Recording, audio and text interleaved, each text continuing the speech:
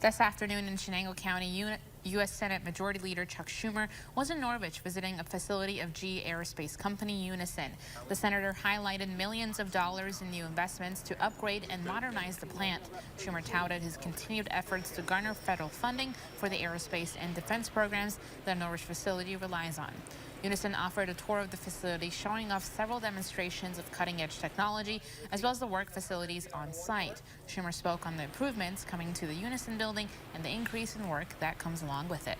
The Norwich facility will be able to produce more products, and as the aviation market grows, this site is ready to meet the demand. As we all know, more work, what does that mean? More jobs. Officials from the Unison facility were happy to give a tour to Senator Schumer. I'm grateful for the influx of resources and funding to come.